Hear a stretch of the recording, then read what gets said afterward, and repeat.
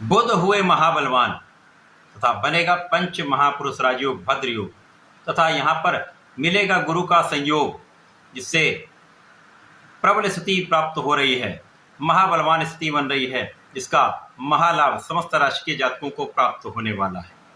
जय श्री गणेश। नमस्कार, मैं आचार्य संजय द्विवेदी। मेरे समस्त प्रबुद्ध दर्शकों का मेरे चैनल पर हार्दिक स्वागत है। प्रिय दर्शकों, 9 ग्रहों में युवराज बुध 6 जून को अपनी राशि का परिवर्तन कर चुके हैं तथा वर्तमान समय में स्वयं की मिथुन राशि में इनका प्रवेश हो चुका है। अब जब भी कोई ग्रह स्व राशि में होता है, मित्र राशि में होता है या उच्च राशि में होता है, तो ये अत्यंत सकारात्मक स्थिति होती है, अनुकूल परिवर्तन होता है तथा ये समस्त राशि के जातकों को विशेष लाभ प्रदान करता है। अब बुध जो क्विक रिस्पॉन्स प्लैनेट है, ये अपना संपूर्ण प्रभाव अति शीघ्र प्रदान कर देते हैं, चाहे वो अच्छा प्रभाव हो या नकारात्मक प्रभाव हो, ये अपना संपूर्ण प्रभाव अति शीघ्र दे देते हैं। इसी प्रकार से बुध एकमात्र ऐसे ग्रह हैं जिनका इस जगत के समस्त कार्य क्षेत्रों में अपना संपूर्ण प्रभाव है। बुध के बिना कोई कार्य क्षेत्र संभव ही नहीं, चाहे वो नौकरी का भाव हो, चाहे वो आपका प्रोफेशन हो या आपका व्यापार हो, छोटा व्यापार या बड़ी इंडस्ट्री, समस्त कार्य क्षेत्र बुध के कार्यकत्व में आता है। इसी प्रकार से वाणी से संबंधित कार्य, शिक्षा से संबंधित कार्य, गणनाओं से संबंधित कार्य, समस्त कार्य बुध के कार्यकत्व में है। जहाँ पर बुद्धि है वहाँ पर बुध है, यहाँ पर वाणी है वहाँ पर बुध है, तो बुध के बिना कोई कार्य क्षेत्र संभव नहीं। अब बुध जब पंच महापुरुष भद्र योग में होंगे तो निश्चित रूप से यह अत्यंत प्रबल स्थिति बन रही है, जो समस्त राशि के जातकों के कुछ विशेष योग बनाने वाली।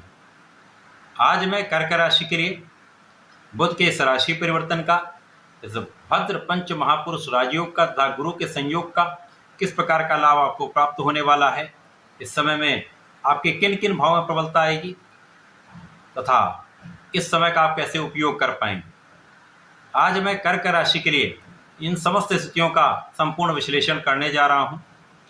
यदि कहीं पर कोई समस्या या अवरोध है तो उसका भी मैं उपाय करने वाला हूँ।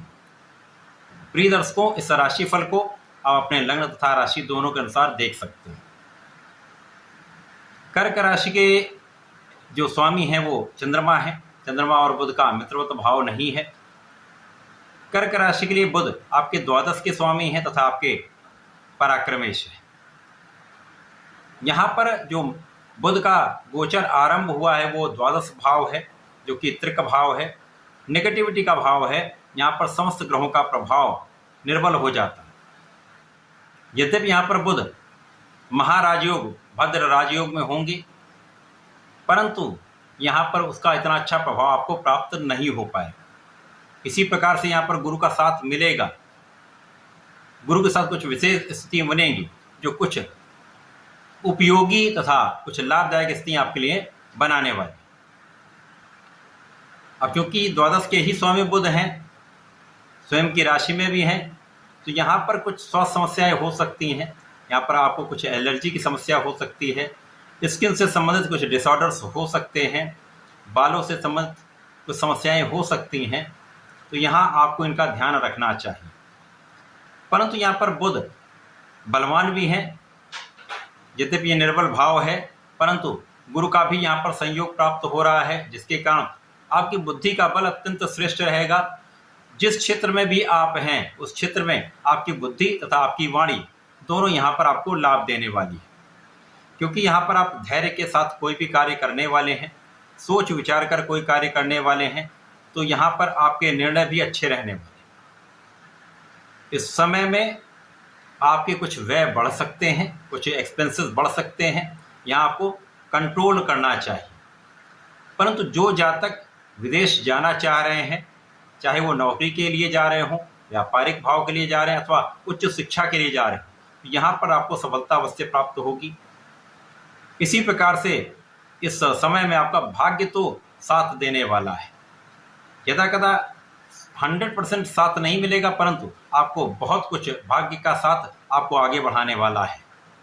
इस समय में यदि आप धर्म के मार्ग पर रहते हैं, न्यायोचित कार्य करते हैं, तो समस्याएं कम होंगी। इस समय में बड़े इन्वेस्टमेंट करने से आपको बचना चाहिए। इस समय में आपको जितना परिश्रम करना चाहिए आप उतना परिश्रम नहीं कर पाएंगे। अतः इस समय आप अपना संपूर्ण प्रयास निरंतर करते रहें, क्योंकि जब आपका परिश्रम कम हो जाता है किसी भी कारण से, चाहे स्वास्थ्य समस्याएं हो या किसी अन्य कारण से हो, तो यहाँ पर आपके प्रयास बढ़ा देना चाहिए। यदि आप प्रयास बढ़ा देते हैं तो समस्याएं कम होकर आपको लाभ की स्थिति पहले से प्रबल हो जाती है।